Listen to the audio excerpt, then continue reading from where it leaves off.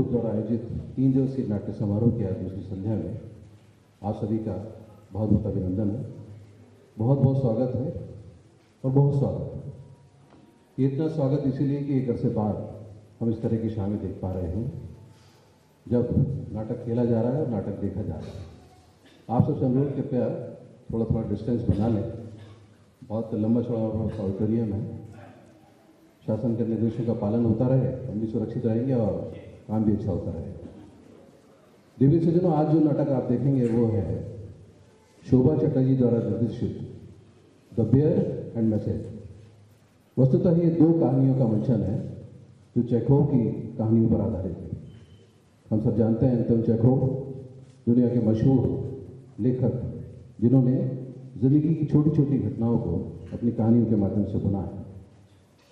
आज ये जो 2 नाटक हैं ये वस्तुतः लगातार खेले जाएंगे। एक छोटा सा म्यूजिक अंतराल होगा, आपसे अनुरोध की प्राप्त मत जाइए। इस बीच आइए इस नाटक के कलाकारों से परिचय कर लेते हैं।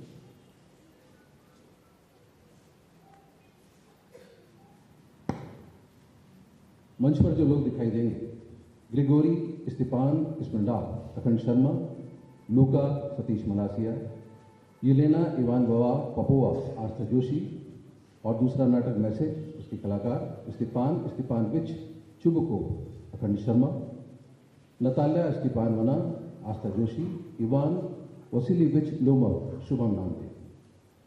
आज के इस नाटक की प्रकाश व्यवस्था देख रहे हैं श्री दिनेश नायर और निर्देशन है शोभा चटर्जी साहिबा का। इस नाटक के बारे में बता दूं, ये नाटक जो पहली कहानी है हमारी आज की, ये कहानी है 2 जमींदारों के बारे में, जिनमें से एक जमींदार का बेटा दूसरी बेटी के घर अपनी बेटी का हाथ मांगने आता है, मगर संकोच और घबराहट के कारण वो असल बात नहीं कह पाता है और बात लड़ाई झगड़े पर आ जाती है, धीरे धीरे मुकदमेबाजी तक। और आखिरी में सब कुछ ठीक हो जाता है और लड़के से शादी के लिए वो लड़की राजी हो जाती है। वहीं दूसरी कहानी द बियर, एक जवान विधवा जमींदारन है जिसके पति ने अपनी मौत से कुछ पहले रकम उधार ली थी। वही रकम लेने के लिए एक पर आता है जो खुद भी एक जमींदार है, मगर वो विधवा उसी वक्त रकम देने से मना कर देती है, जिस बात से हल्की झड़प तब्दील में हल्की सी झड़प हो जाती है। इस बीच दोनों में प्यार पनपने लगता है और बात डुएट तक पहुंच जाती है, लेकिन आखिरी में आते आते दोनों ही एक दूसरे के प्यार में पड़ जाते हैं और एक नई जिंदगी की शुरुआत करते हैं। आइए देखते हैं शोभा चटर्जी द्वारा निर्देशित नाटक द बियर एंड मैसेज।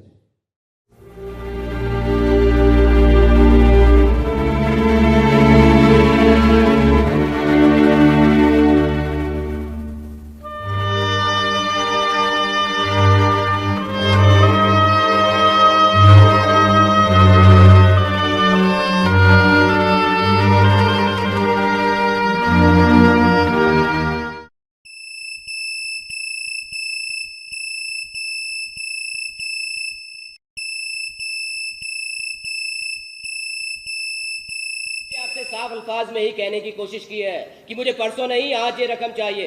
अगर आज आपने ये रकम नहीं दी तो कल मुझे फांसी लगानी पड़ेगी। माफ कीजिए, आज तो मैं भुगतान नहीं कर सकती।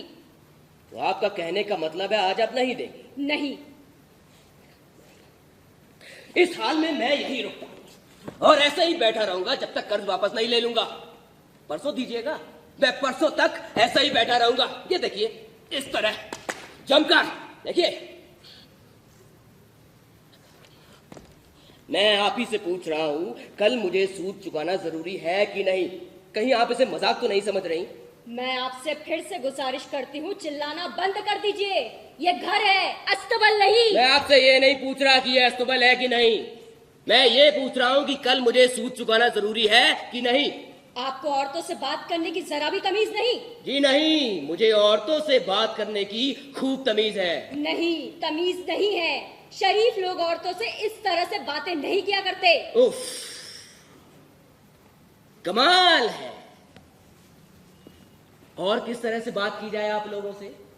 क्या फ्रेंच में? मैडम जे वू प्री वू जे वू प्री। कितना खुशनसीब हूं कि आप मेरा कर्ज वापस नहीं कर रही हैं।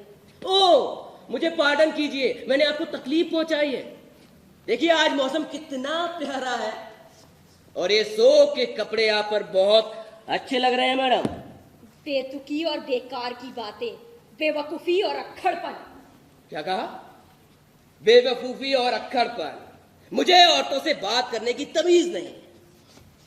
अरे मैडम, मैंने अपनी जिंदगी में इतनी औरतें देखी हैं जितनी आपने गौरैया भी नहीं देखी होंगी। 3 बार औरतों की वजह से मैंने डुएल लड़ी है। 1 दर्जन औरतों को मैंने छोड़ा, दर्जन में 3 कम उन्होंने मुझे छोड़ा। जी हाँ, था एक जमाना जब मैंने ये बेवकूफियां की हैं, नरमी से काम लिया है, खुशामदें की हैं, भैंस के आगे बीन बजाई है, तलवे तक चाटे हैं, प्यार भी किया है और दुख भी झेले हैं। चांद को देखकर ठंडी आहें भरी हैं, उदास हुआ हूं, पिघला हूं, कांपा हूं, बेतहाशा प्यार किया है, पागल भी हुआ हूं। खुदा मुझे समझे, उनकी हर अदा पर नीलकंठ की तरह आवाजें भी निकाली है। औरतों की आजादी का भी तरफदार रहा, भावनाओं में बहकर आधी ज्यादा फूक चुका हूं, मगर अब मैं दूसरा आदमी हूं। अब मुझे कोई औरत बेवकूफ नहीं बना सकती। अरे बहुत हो चुका। ये काली आंखें, मतवाली आंखें, लाल अंगारा होठ, गालों में गड्ढे, चांद तारे, रुकी रुकी सांसें, कानों में बातें हैं। अरे इन पर अब तो मैं फूटी कौड़ी भी निछावर नहीं करने वाला। मेरा इशारा आपकी तरफ नहीं है, मगर दुनिया की हर औरत, छोटी हो या बड़ी, बनावटी, धोखेबाज, कपटी, मक्कार और झूठी होती है। झूठ तो उनके अंदर कूट कूट कर भरा होता है, घमंडी भी होती है, छोटा दिल रखती है, बेरहम और अक्ल से खाली होती है। लेकिन जहां तक सवाल है इस चीज का, तो माफ कीजिएगा मेरी साफगोई को। पेटीकोट पहले इस फिलोसोफर के मुकाबले गौरैया को 10 अगले नंबर दिए जा सकते हैं। इनको बाहर से देखो तो ये मलमल की तरह नरम, हवा की तरह हल्की, यहां तक कि आधी देवी लगती है। हजारों हथकंडे आते हैं इन्हें, लेकिन कहीं आप इनके अंदर झांक लेंगे तो पता चलेगा कि ये और कुछ नहीं, एक बहुत मामूली मगरमच्छ है, मगरमच्छ। और सबसे ज्यादा गुस्से की बात तो यह है कि ये मगरमच्छ पता नहीं क्यों समझती हैं कि मोहब्बत का नरम नाजुक एहसास इन्हीं का हिस्सा, हक और कारनामा है। जहन्नुम में जाए, चाहे तो आप मुझे इस खूंटी से उल्टा लटका दीजिए, मगर क्या औरत कुत्तों के अलावा किसी और से प्यार करना जानती? उनके लिए आहें भरना और नखरे करना ही मोहब्बत है। अगर मर्द मोहब्बत में दुख झेलता है, कुर्बानियां करता है, तो औरत मोहब्बत में सिर्फ स्कर्ट हिलाना और मर्द पर पकड़ मजबूत करना जानती है। आपकी बदनसीबी है कि आप एक औरत हैं, इसीलिए अच्छी तरह जानती होंगी औरत की असलियत। सच बताइएगा, क्या कभी आपने ऐसी औरत देखी है जो वफादार, ईमानदार, सच्ची और अटल हो? नहीं देखी ना। ईमानदारी और वफादारी तो सिर्फ बूढ़ी और अपाहिज औरतों का हिस्सा है। एक सींग वाली बिल्ली और सफेद खटखोड़वा तो मिल सकते हैं, मगर एक वफादार औरत का मिलना नामुमकिन। माफ कीजिएगा जनाब, आपकी नजर में फिर कौन वफादार और अटल होता है? क्या मर्द? जी हाँ जनाब, सिर्फ मर्द।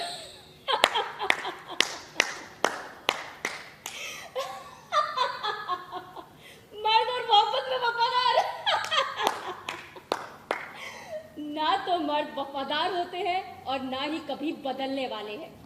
अब बात जब शुरू हो ही गई है तो सुनिए, उन सारे मर्दों में जिन्हें मैं जानती थी या जानती हूं, मेरे मरहूम शौहर सबसे अच्छे थे।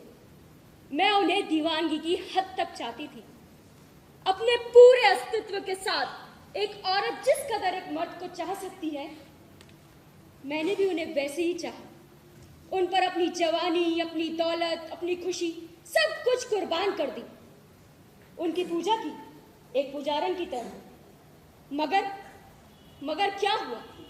मर्दों में सबसे अच्छा ये मर्द हर कदम पर बड़ी बेशर्मी से मुझे धोखा देता रहा। इनके मरने के बाद इनकी दराज से औरतों के मोहब्बत भरे खत मिलते थे, और जब जिंदा थे याद करते ही कलेजा मुंह को आता है।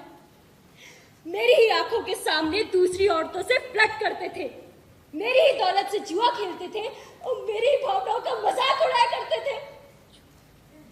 मगर इन सब के बावजूद मैं उनसे प्यार करती थी, उनकी वफादार हूं और उन्हीं की हूं। और मैंने कसम खाई है कि ये शौक के कपड़े कबर तक पहनी रहूंगी।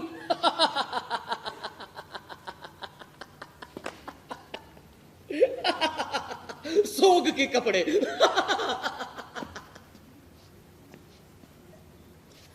लगता है आप मुझे बिल्कुल ही गधा समझती हैं।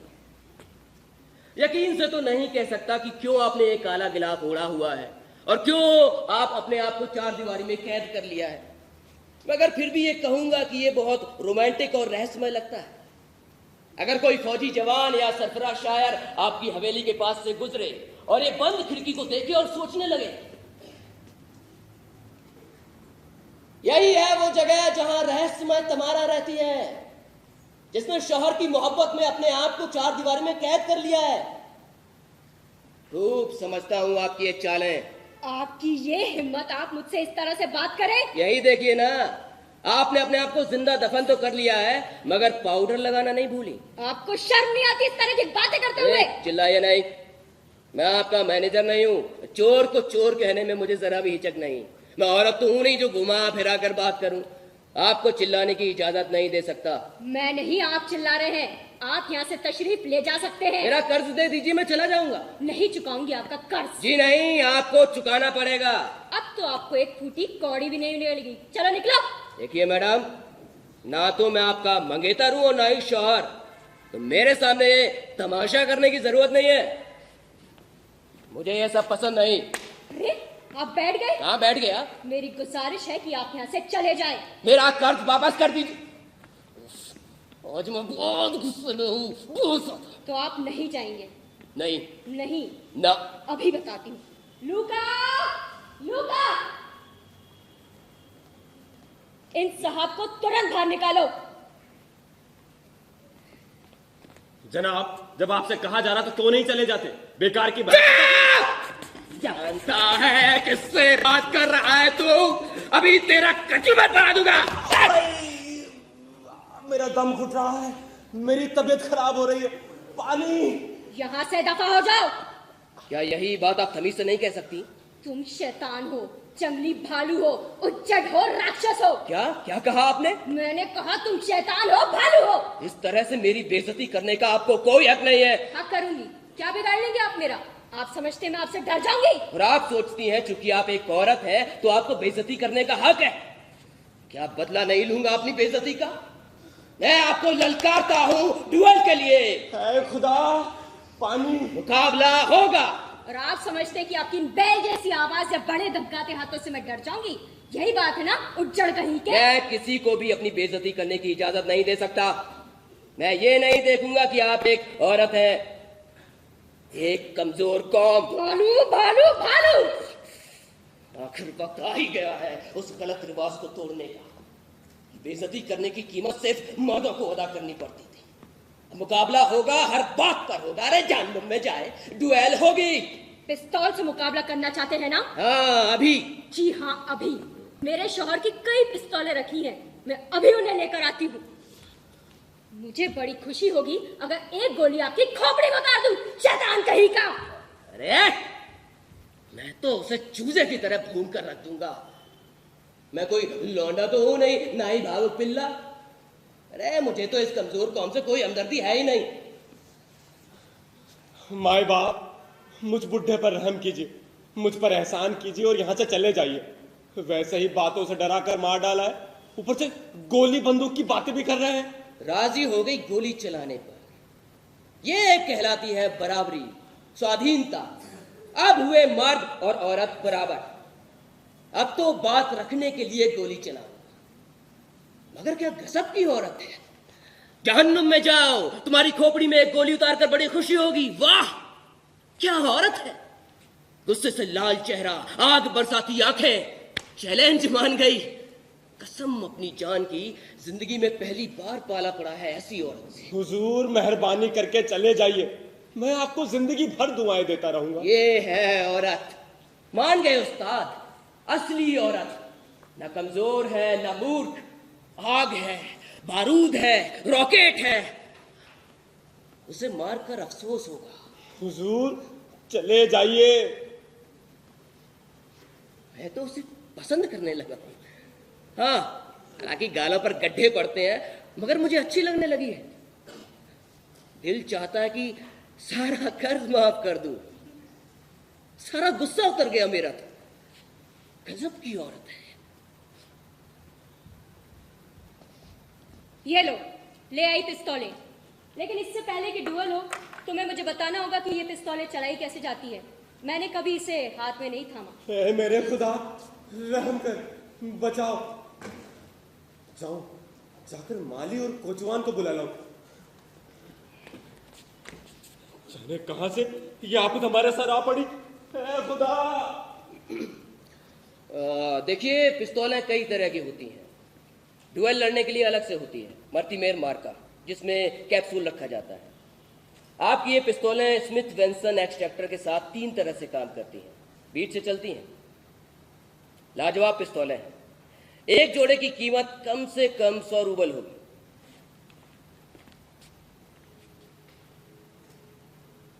पिस्तौल को पकड़ा इस तरह से जाता है।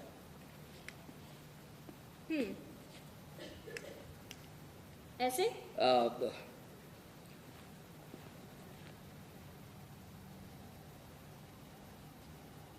इस तरह से। ये आंखें, औरत क्या है? पटाखा है, पटाखा। ऐसे? हाँ, ऐसे।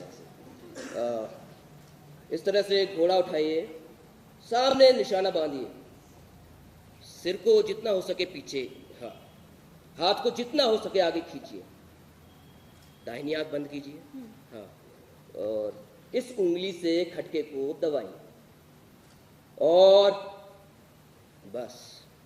समझ गई। कमरे में गोली चलाने में मुश्किल होगी। चलिए, बाद में चलते, आइए। चलिए, मगर पहले से बता देता हूं कि मैं हवा में फायर करूंगा। यही बाकी रह गया था। अब ये क्यों? क्योंकि खैर मेरा अपना मामला है कि क्यों। नहीं जनाब, आप डर गए। अब बात को टालने की कोशिश मत कीजिए। जब तक ये गोली आपकी खोपड़ी में न उतार दूंगी ना, चैन से नहीं बैठूंगी। इस खोपड़ी में, जिससे मुझे सख्त नफरत है। डर गए? हाँ, डर गया। नहीं, आप झूठ बोल रहे हैं। सच सच बताइए, आपने अपना इरादा क्यों बदल लिया? क्योंकि अब मैं बोल दूं क्या? आप मुझे अच्छी लगने लगी। ये कहते हैं मैं इन्हें अच्छी लगने लगी हूँ। वारी हिम्मत, आप मुझसे ये कहते हैं कि मैं आपको अच्छी लगने लगी हूँ। निकल जाओ।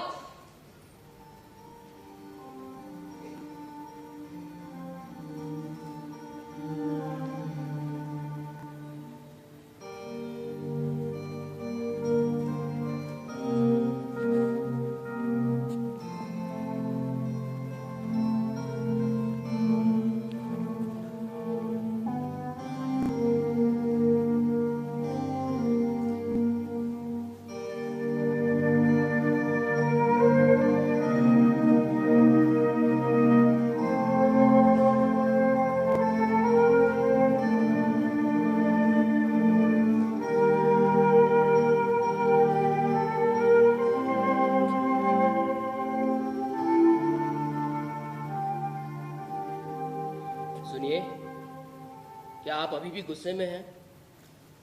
देखिए, मैं भी बहुत गुस्से में था, लेकिन बात ये, कैसे कहूं, बात ये है कि, देखिए, सच बात तो ये है कि, लेकिन इसमें मेरा क्या कसूर? अगर आप मुझे अच्छी लगने लगी हैं, हाँ, मैं आपको पसंद करने लगा हूं। सुन रही हैं आप? पसंद ही नहीं, तकरीबन प्यार करने लगा हूं आपसे। चले जाइए, वरना गोली चला दूंगी। खुदा, जिंदगी में पहली बार पाला पड़ा है ऐसी औरत से। मैं तो गया काम से, खत्म हो गया हूं। एक चूहे की तरह चूहेदानी में फंस गया हूं। हटते हैं या चलाओ गोली? चलाइए, चलाइए, चलाइए। मेरे लिए बड़ी खुशनसीबी होगी इन खूबसूरत आंखों से घायल होकर मरने में, इस पिस्तौल से जिसे इतना छोटा और नाजुक हाथ थामे है। जरा सोचिए और अभी फैसला कीजिए, क्योंकि आज मैं चला गया तो फिर हम कभी नहीं मिलेंगे। मैं एक जमींदार हूं, शरीफ खानदान से हूं। 10,000 रूबल की सालाना आमदनी है। हवा में उठाने सिक्कों पर निशाना लगा सकता हूं। शानदार घोड़ों का मालिक। क्या मैं आपका हाथ मांग सकता हूं? क्या आप मेरी बीवी बनना पसंद करेंगे? पिस्तौल, डुएल। खुदा, मैं पागल हो जाऊंगा एक बेवकूफ की तरह आपसे मोहब्बत करने। मैं आपसे प्यार करता हूं, इतना चाहता हूं जितना आज तक किसी को नहीं चाहा है। 1 दर्जन औरतों को मैंने छोड़ा, दर्जन में 3 कम 9 ने मुझे छोड़ा, मगर उनमें से किसी को मैंने इतना नहीं चाहा जितना आपको चाहता हूं। बहुत कोमल सी भावना जागी है, शरबत की तरह मीठा हो गया हूं। घुटने टेक कर एक बेवकूफ की तरह आपका हाथ मांग रहा हूं। ना कोई शर्म है ना हया। 5 साल से किसी की मोहब्बत में गिरफ्तार नहीं हुआ हूं। मोहब्बत ना करने की कसम खाई थी मैंने, मगर एक बम की तरह किसी गैर के घर में आके फट पड़ा हूं। मैं आपका हाथ मांग रहा हूं, हां या नहीं। अगर दिल नहीं चाहता तो और बात है। ठहरिए। कहिए। नहीं नहीं, जाइए जाइए। नहीं नहीं, ठहरिए, कहाँ जा रहे हैं आप? नहीं नहीं, जाइए जाइए। ठहरिए ठहरिए। काश आप जान पाते कि मैं आपसे कितनी नफरत करती हूँ। उंगलियां दुखने लगी इस कमबख्त से। अरे आप खड़े क्यों हैं? दफा हो जाइए। चलिए चलिए। अलविदा। नहीं, मेरे पास मत आइएगा, तो दूर रहिएगा। मेरे पास मत आइएगा, दूर रहिएगा। मेरे पास मत आइएगा। नहीं, दूर दूर दूर जाइए जाइए। दूर दूर रहिए। देखिए, मुझे बड़ा गुस्सा आ रहा है अपने ऊपर। एक लौंडे की तरह मोहब्बत कर बैठा हूं, घुटने टेक दिए, यहां तक कि हाथ पैर ठंडे हो गए। मैं आपसे प्यार करता हूं, बड़ी जरूरत थी मुझे इसकी। देखिए, कल सूद की रकम अदा करना है, फसल की कटाई भी होनी है, और आप हैं। मैं खुद को माफ नहीं दूर कर। हटिए, मैं आपसे नफरत करती हूँ। दूर हटिए, दूर हटिए।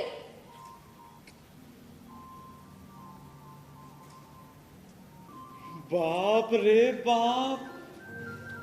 लूका, किसी से कह दो कि तौबी को आज बिल्कुल भी जई न दी जाए। जी हुजूर।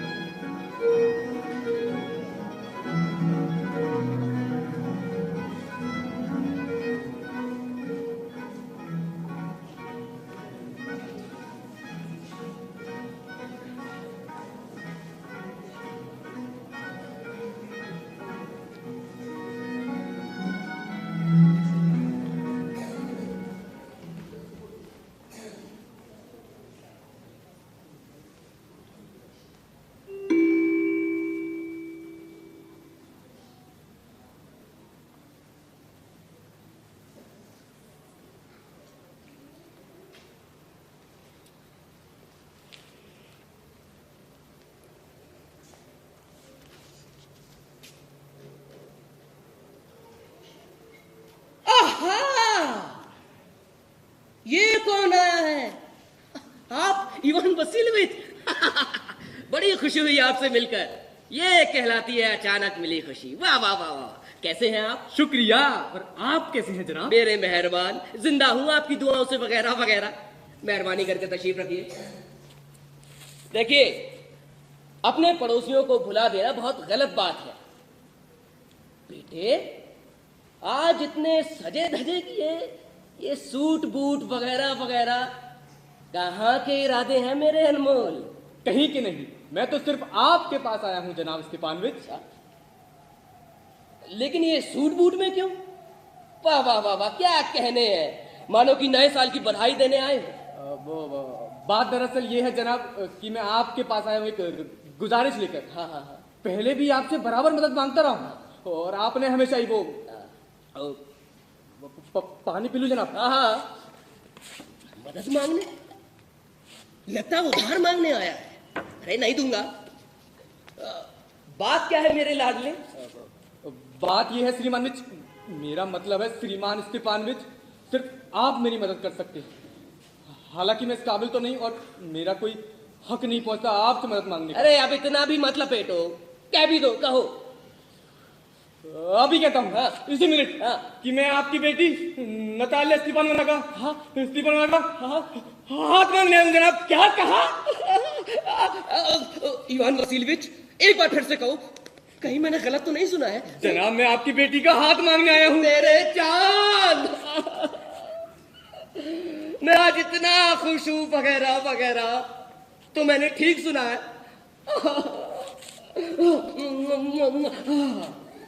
हमेशा से मेरी यही तमन्ना रही है। मैंने हमेशा तुम्हें अपने सगे बेटे की तरह चाहा है। मेरे फरिश्ते, खुदा करे तुम दोनों खूब फूलो फलो वगैरह वगैरह। अरे क्या बेवकूफों की तरह यहाँ खड़ा बक किए जा रहा हूं। लगता है मैं खुशी से पागल हो गया हूँ, बिल्कुल पागल। अरे मेरे लाल, अरे जाऊं जाकर नतालिया को तो बुलाऊं वगैरह वगैरह। जनाब हाँ? आपको क्या लगता है, क्या वो मान जाएगी? क्या मतलब? ऐसा खूबसूरत जवान क्यों नहीं मानेगी? अरे वो तो खुद तुम पर मरती होगी, एक बिल्ली की तरह वगैरह वगैरह। मैं अभी आया। बैठो तुम, बैठो।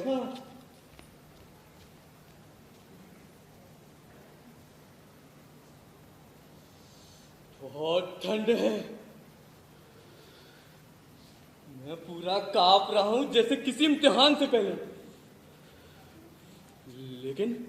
लेकिन जरूरी बात यह है कि इरादा पक्का हो। अगर सोचोगे, डगमगाओगे, सच्चे प्यार का इंतजार करोगे तो शायद जिंदगी भर कुंवारे ही रह जाओगे। ब्रावो, बहुत ठंड है। नतालिया इवान बना घरदारी में बहुत अच्छी, शक्ल की भी बुरी नहीं और पढ़ी लिखी भी है। और क्या चाहिए मुझे? शादी ना करूं ये भी तो मुमकिन नहीं। नंबर 1, मैं 35 साल का हो चुका हूं और कहना चाहिए बड़ी ही खतरनाक उम्र है। नंबर 2, मुझे एक नॉर्मल और सही जिंदगी की जरूरत है। मैं दिल का मरीज हूं, दिल बराबर धड़कता रहता है, गुस्से पर भी हूं और नर्वस भी होता रहता हूं। इस वक्त भी मेरे कानों में सीटियां बज रही हैं और दाई कनपट्टी की रग फड़क रही है। लेकिन मेरी सबसे बड़ी बीमारी नींद है। नींद जैसे ही बिस्तर पर लेटा हुआ नींद नहीं वाली होती, अचानक बाईं पसली में पता नहीं क्या होने लगता है। एक अजीब सी चिलक उठती है जो सिर से लेकर कंधे तक आती है। फिर थोड़ा लेटता हूँ, थोड़ा टहलता हूँ, थोड़ा बैठता हूँ, फिर वही चिलक और ऐसा 20 बार होता है, 20 बार। फिर वही चिलक।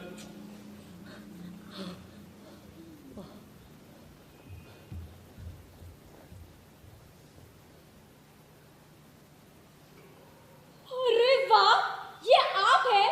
पापा तो कह रहे थे जाओ कोई व्यापारी सामान लेने आया है। Hello Ivan Vasilevich. Hello Natalia Stepanovna. माफ कीजिएगा, मैं गाउन में हूँ और इस हालत में वो सुखाने के लिए मटर छिलवा रही थी।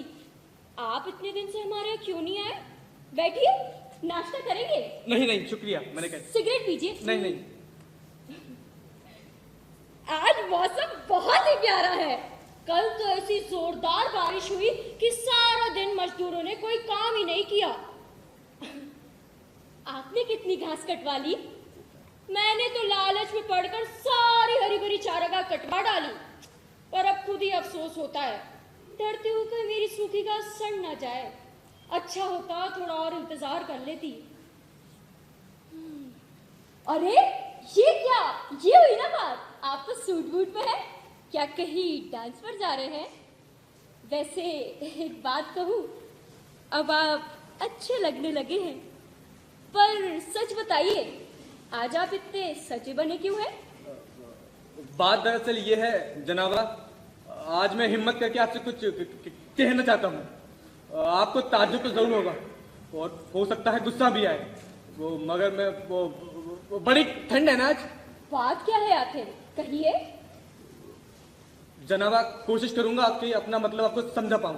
आप तो जानती हैं कि बहुत दिनों से, मेरा मतलब है कि अपने बचपन से मैं आपके पूरे खानदान को जानता आया हूँ। मेरी मरहुमा चाची, जिनकी जमीन मुझे विरासत में मिली, आपके अब्बा मरहुमा माँ की बहुत इज्जत किया करते थे, और आपके और हमारे तो रिश्तेदारों जैसे संबंध है।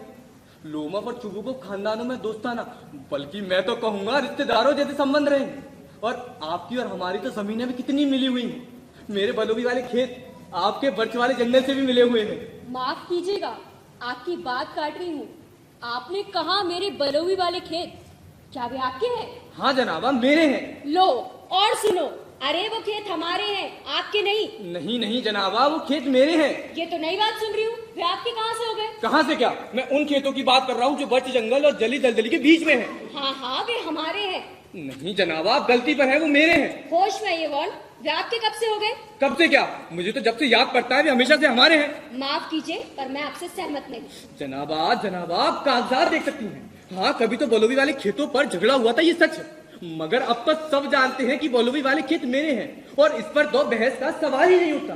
देखिए, वो खेत मेरी चाची की नानी ने आपके अब्बा के दादा के किसानों को वक्ती और मुफ्त इस्तेमाल के लिए देते, वो भी इस शर्त पर कि वो उनके लिए ईंटों का भट्टा जलाए। और आपके अब्बा के दादा के किसान उन खेतों को तकरीबन 40 साल तक मुफ्त इस्तेमाल करते रहे और उसको अपना समझने लगे। लेकिन उसके बाद कानून निकला। आप बिल्कुल गलत बात कर रहे हैं। मेरे दादा और परदादा कहा करते थे कि उनकी जमीनें जली हुई दलदल तक है। इसका मतलब है कि बलौवी वाले खेत हमारे हैं। इसमें बहस का कोई सवाल ही नहीं उठता। ये अजीब बात है। नहीं जनाबा, मैं आपको कागजात दिखा सकता हूँ। नहीं, आप मजाक कर रहे हैं या फिर मुझे चिढ़ा रहे हैं। तकरीबन 300 साल से हम इन जमीनों के मालिक चले आ रहे हैं, और आज अचानक हमें बताया जा रहा है कि ये जमीनें हमारी नहीं।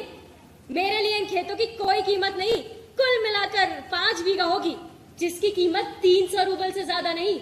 मगर मुझे झूठ पर गुस्सा आ रहा है। जो चाहे कहिए, मगर झूठ से मुझे सख्त नफरत है। मोहतरमा, हाथ जोड़ता हूँ, पूरी बात तो सुनिए। जैसे कि मैं पहले ही बता चुका हूँ कि मेरी चाची की नानी ने आपके अब्बा के दादा के किसानों को मेहरबान होकर दिए थे। दादी, नानी, चाची, उफ, मेरी तो कुछ समझ में नहीं आ रहा। बलौवी वाले खेत हमारे हैं और बस। मेरे हैं। हमारे हैं। आप चाहे 2 दिन तक साबित करते रहिए, चाहे 10 सूट बूट पहन लीजिए, फिर भी ये खेत हमारे हैं, हमारे हैं, हमारे हैं। ना तो मैं आपका कुछ लेना चाहती हूँ, ना अपना कुछ छोड़ना। आप जो चाहें करें।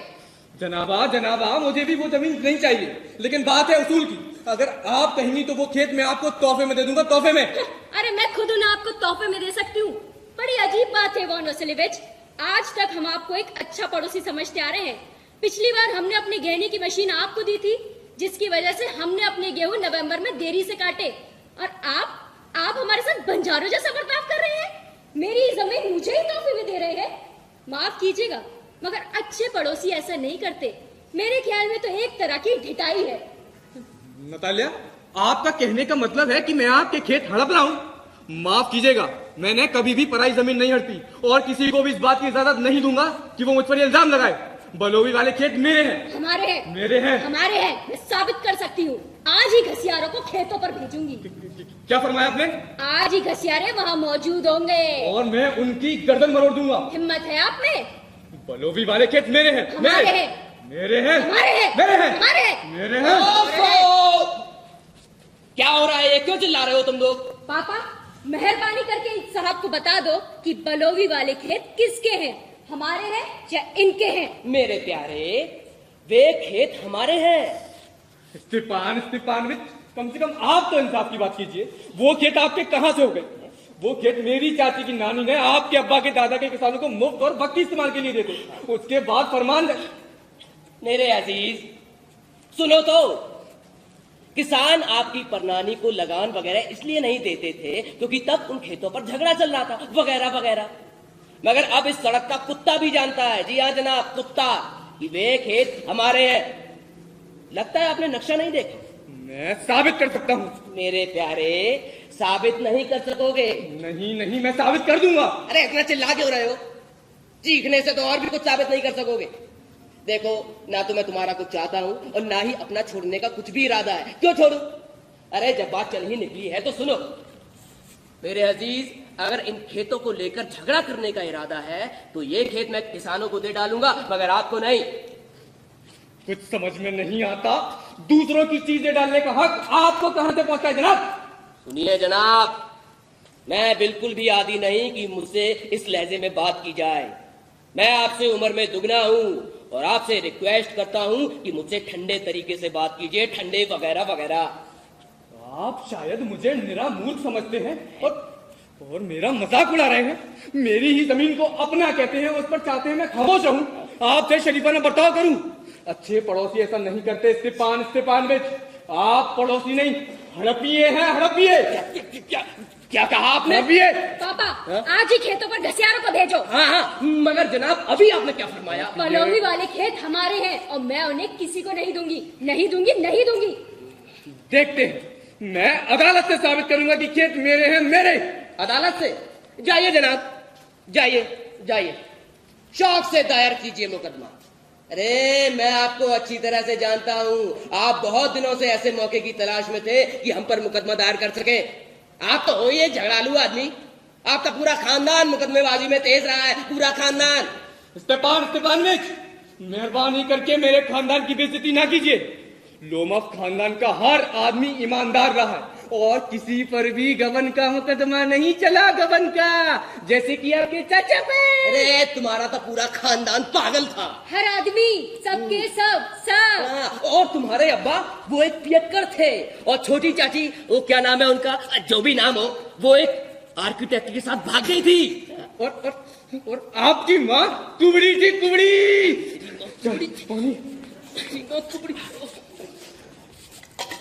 तुम्हारे बाप खबोड़े थे, खूसट थे। आपकी छोटी चाची पीठ पीछू बुराई करने में इतनी तेज थी कि उनके जैसी दूसरी मिलना तो मुश्किल ही है। आप दोनों चालबाज हैं, चालबाज। और किसी से भी नहीं छुपा कि इलेक्शन से पहले आप लोग। मेरा हेड कहाँ है? अरे मुझे क्या पता है, भुलक्कड़ कहीं का। मेरा हेड कहाँ है? ये नीचता है, बेईमानी है, दुष्टता है। अरे आप एक बहरूपिये, जालसाज और धोखेबाज इंसान है। मैं नहीं छोड़ूंगा दोनों को, मुकदमा दायर करूंगा दोनों पे, अदालत से साबित करूंगा। नहीं छोड़ूंगा, अदालत तक ले जाऊंगा। निकलिए यहाँ से। मुकदमा दायर कीजिए, देख लेंगे। बड़ा आया, मुकदमा दायर करेगा। खुदा गारत करे। कितना कमीना है, इसके बाद कौन किसी पड़ोसी को अच्छा समझेगा? बदमाश कहीं का, आटे का पुतला, कौड़ी कहीं का, दूसरे की जमीन को अपना समझता है और उस पर धमकियां भी देता है। और इसी आपके अंधे की इतनी हिम्मत हो गई कि मेरे पास पैगाम लेकर चला आया, पैगाम वगैरह वगैरह। कैसा पैगाम? अरे वो इसीलिए आया था कि तुम्हारा हाथ मांग सके। क्या? मेरा हाथ मांगे? सूट बूट में इसीलिए आया था, सॉसेज कहीं का, काट का उल्लू। मेरा हाथ मांगने? वापस बुलाओ उसे। कहाँ गया? वापस बुलाओ। किसे वापस बुलाऊं? उसे वापस बुलाओ, वापस बुलाओ। आपने क्या कर डाला? भगवान, मैं कितना बदनसीब इंसान हूँ, मैं आपको गोली मार लूंगा। वापस बुलाओ, वापस बुलाओ। कहाँ चला गया? हाथ मांगने।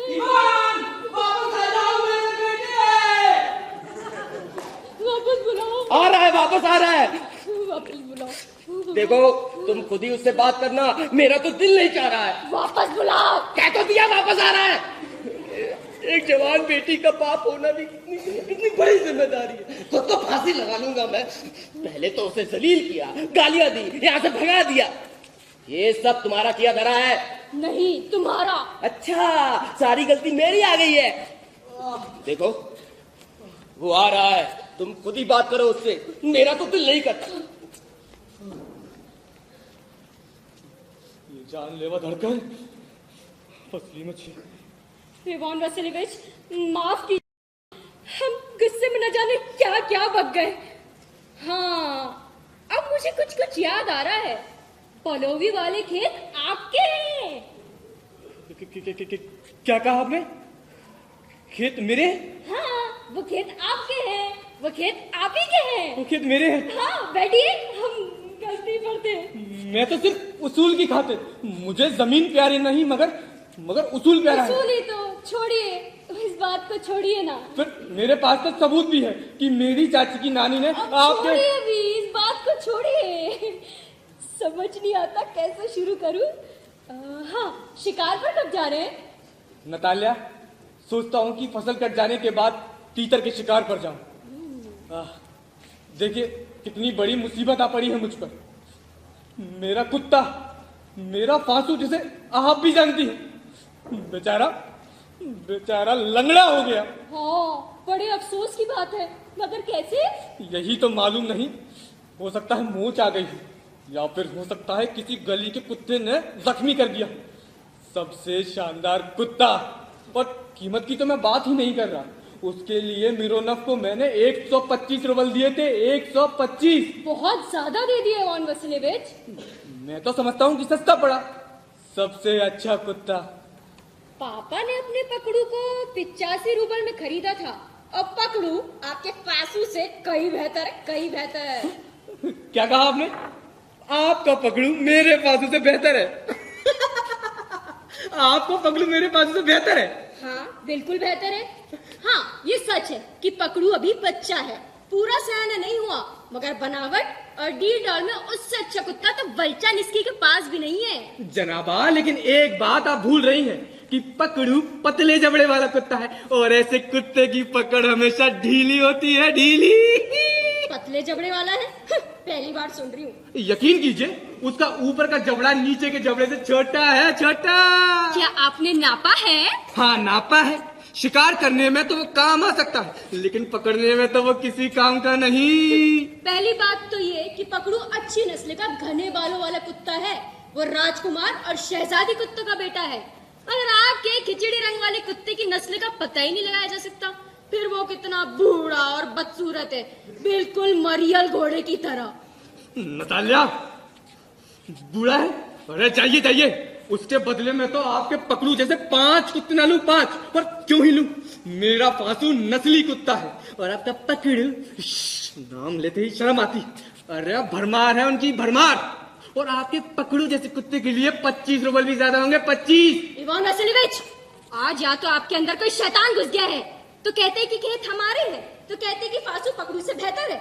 अरे आप अच्छी तरह जानते हैं कि पकड़ू किस कदर अच्छा है, फिर उल्टी बात क्यों करते हैं?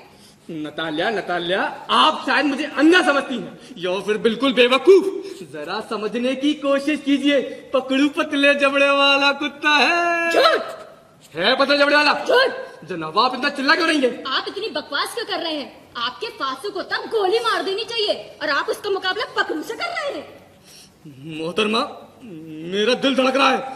हाँ, मैंने देखा है, वही शिकारी सबसे ज्यादा बहस करते हैं जो सबसे कम जानते हैं। मोहतरमा, चुप हो जाइए, खामोश हो जाइए। मेरा दिल फटा जा रहा है, चुप हो जाइए। नहीं चुपूंगी। चुप हो जाइए। नहीं चुपूंगी, जब तक नहीं चुपूंगी जब तक आप ये नहीं मान लेते कि फासू पकड़ू से कहीं कम है। मर जाए आपका पकड़ू। कनपटिया, हाँ, आपके गधे फासू को तो मरने की जरूरत नहीं है, क्योंकि वो तो उसके बगैर ही मरगिल्ला हो रहा है। मोहतरमा, चुप हो जाइए, मुझे दिल का दौरा पड़ रहा है। नहीं चुपूंगी। चुप हो जाइए। नहीं चुपूंगी। चुप हो जाइए। नहीं चुपूंगी। चुप हो जाइए।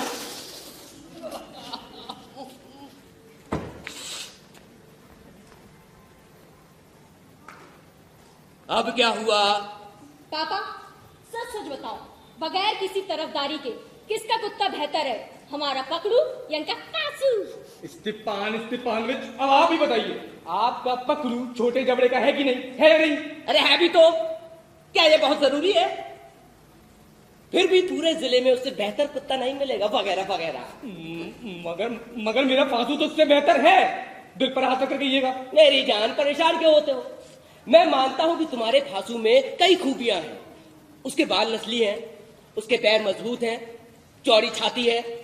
लेकिन तुम्हारे कुत्ते में बुरा ना मानो तो एक बात कहूं, 2 बहुत बड़ी कमियां हैं। एक तो वो बूढ़ा है और छोटे मुंह वाला है।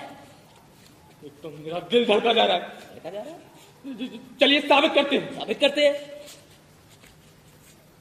जरा याद कीजिए, पिछले शिकार में मेरा फांसू ग्राफ के चुलबुले के साथ पीठ से पीठ मिलाकर दौड़ रहा था और आपका पकड़ू उससे पूरे 1 मील पीछे था, पूरे 1 मील। वो पीछे इसलिए था क्योंकि ग्राफ के कोचवान ने उसे कोड़ा मार दिया। तो कोड़े मारने की वजह थी।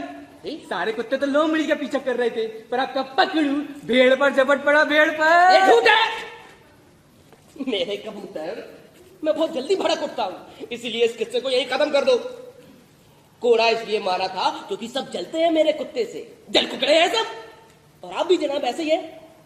आपको जरा भी शक होता है कोई अपना कुत्ता आपके फांसू से बेहतर बता रहा है तो तुरंत आप उससे झगड़ने लगते हैं, ऐसा है वैसा है वगैरह वगैरह। मैं तो सब जानता हूँ। मैं भी सब जानता हूँ। मैं भी सब जानता हूँ। क्या जानते हैं आप? मेरा दिल धड़का जा रहा है, दिल धड़का जा रहा है। अब नहीं सहा जाता। मेरा दिल धड़का जा रहा है, अब नहीं सहा जाता। कहाँ के शिकारी हैं आप? आपको तो रसोई घर में अंगीठी के पास सोना चाहिए और कॉकरोच मारना चाहिए। शिकार विकार आपके बस की बात नहीं। कहाँ की शिकारी है आप? आपको तो अपनी दिल की धड़कनों को लेकर बिस्तर पर बैठना चाहिए, ना कि घोड़े की पीठ पर। आप तो शिकार पर जाते ही इसलिए हैं कि दूसरों के कुत्तों की बुराई कर सके। अरे वो ऐसा है वैसा है, झगड़ा कर सके। एक बात सच बताऊं आपको, आप कहीं से शिकारी नहीं लगते। जैसे कि आप शिकारी हैं। हैं? आप तो खुद शिकार पर इसलिए जाते हैं कि ग्राफ की चमचागिरी करें और साजिशें करें। अब आप साजिशी है, साजिशी। क्या कहा मैं साजिशी हूं? हाँ, साजिशी। तुम लौंडे हो, दूध पीते बच्चे हो, तुम बूढ़े चूहे हो, जाते जसूस हो। बकवास बंद करो। गोली से भून कर रख दूंगा तुम्हें, शेख चिल्ली कहीं का। शेख चिल्ली? सबको मालूम है, सबको पता है कि आपकी बीवी आपको मारा करती थी। और तुम अपनी नौकरानी के तलवे चाटते हो। हाय, मेरा दिल फटा जा रहा है। मेरा कंधा। डॉक्टर, पानी। डॉक्टर। ए दूध पीता बच्चा से जवान लड़ाता है, शेख चिल्ली का। मेरी तबीयत बिगड़ रही है। कहाँ के आप शिकारी हैं? आपको तो घोड़े की पीठ पर बैठना तक नहीं आता। पापा, पापा, पापा, ये तो मर गया। हैं? इवान वसिलेविच। अरे नौटंकी कर रहा है। मर गया। हे भगवान, ये हमने क्या कर डाला? इवान वसिलेविच सच में मर गया। इवान वसिलेविच। खुदा, हे भगवान। पानी उठिए। पानी पानी। इवान वसिलेविच। बेटे इवान, पानी के बेटे। नहीं बेटे, ऐसा नहीं कर। बेटे पानी नहीं पी रहा है, इसका मतलब मर गया। हे भगवान, मैं कितना बदनसीब हूँ। यही दिन देखना बाकी रह गया था क्या? अरे कोई मुझे छुड़ा दो, पिस्तौल दो। मैं अपने बेटे, उसका हाथ हिल रहा है। बेटे इवान, पानी पानी। बेटे पानी। बेटे शाबाश शाबाश। चिंद, अंधेरा। मैं कहा हूँ? अरे शादी कर लो, वो राजी है। क्या कहा? मैं गधे कहीं के। बेटी इधर आओ। मैं कह रहा हूँ कि शादी कर लो, वो राजी है। मेरा आशीर्वाद है तुम लोगों के ऊपर, बस मेरा पीछा छोड़ दो। हाँ हाँ, मैं राजी हूँ। प्यार करो एक दूसरे को और जहन्नुम में जाओ। मगर जरा मत। अरे हाँ, याद आया। दिल, चिंगारियां। मैं बहुत खुश नसीब हूँ नतालिया। मैं भी खुश नसीब हूँ। लगता है पहाड़ जैसा बोझ कंधे से उतर गया। उफ। पर अब तो मान लीजिए कि फासू पकड़ू से कई कम है। बेहतर है। कम है। बेहतर। लो शुरू हो गई मियाँ बीबी में तू मैं। अरे कोई शैंपेन तो लाओ।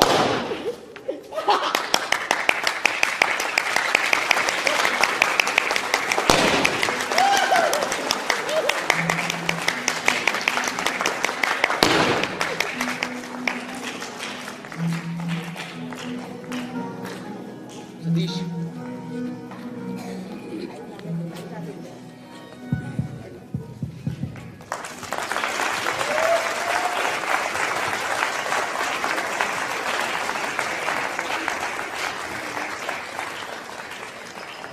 आहार ग्रंथ समूह की प्रस्तुति द बेयर एंड मैथड।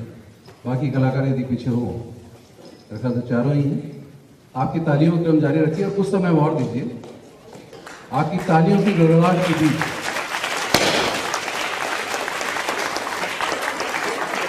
आइए आमंत्रित करते हैं इस नाटक की निर्देशिका वरिष्ठ रंगकर्मी आदरणीय शोभा चटर्जी।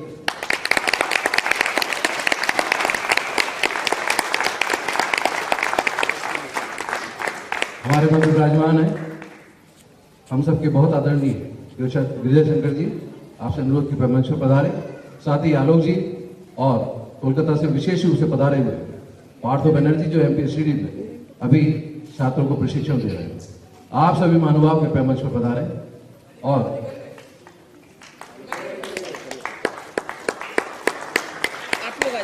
पार्थो जी आपके मंच पर पधारे और आलोक जी।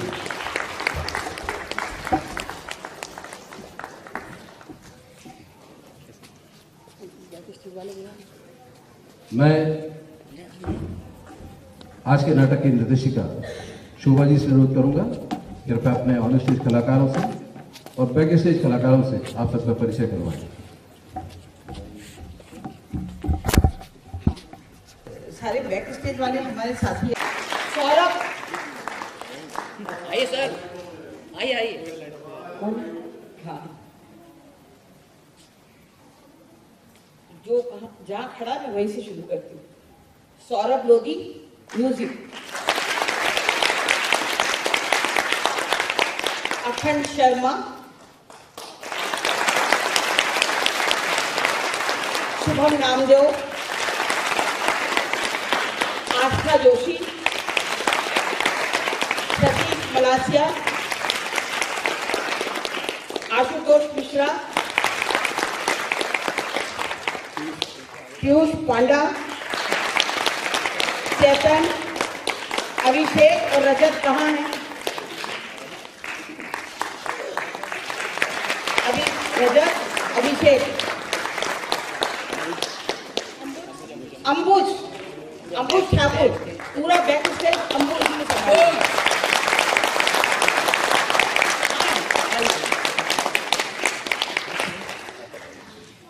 और अब आदरणीय पार्थो जी से अनुरोध कृपया शोभा जी को आज की निर्देशिकीय ट्रॉफी प्रदान करें।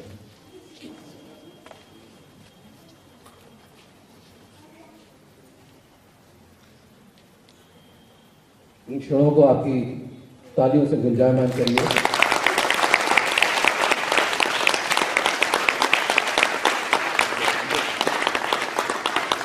आदरणीय आलोक जी हमारे मध्य उपस्थित हैं।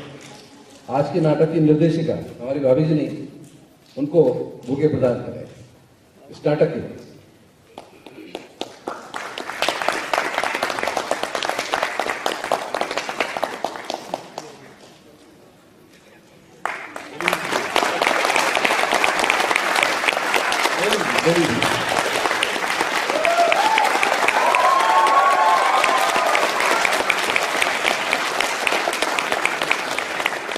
आपकी तालियों का समर्थन इस नाटक के सफल होने की गवाही दे रहा है। अब आदरणीय दोनों महानुभावों से अनुरोध आज के नवनाथ कलाकारों को अपने हाथों पुष्प भेंट कर उनको आशीर्वाद प्रदान करें। संजय भाई आ जाए। अरे आओ।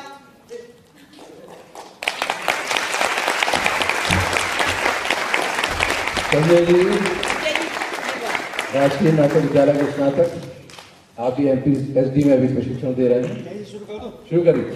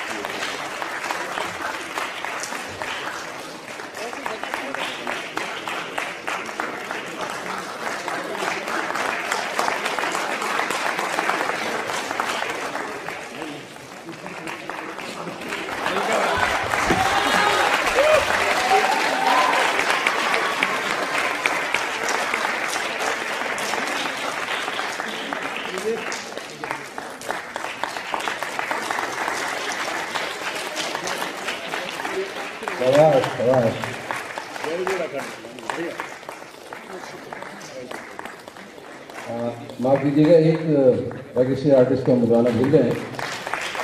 मेकअप आर्टिस्ट शिवानी जोशी कृपया मंच पर आए। चलिए भाई।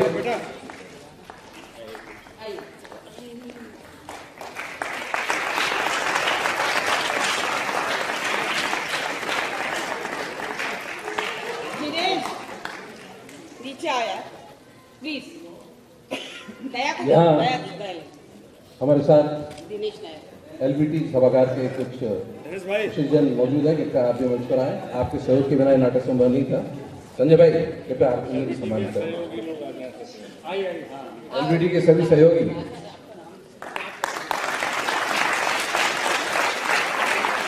प्रसाद जी, मोंटी और राजा।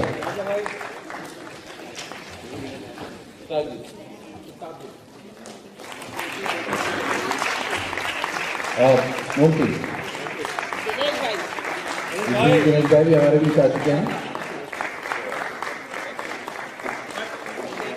सुनो सुनो बेटा, संजय और राजू भाई। संजय राजू भाई स्पेशल मदद, विशेष मदद। दया दया कहाँ? दया बहुत जल्दी से आ जाए यहाँ पर मंच पर। ये दया को हम दरवाजा तोड़ने नहीं बुला रहे हैं, सम्मानित करने के लिए बुला रहे हैं। दया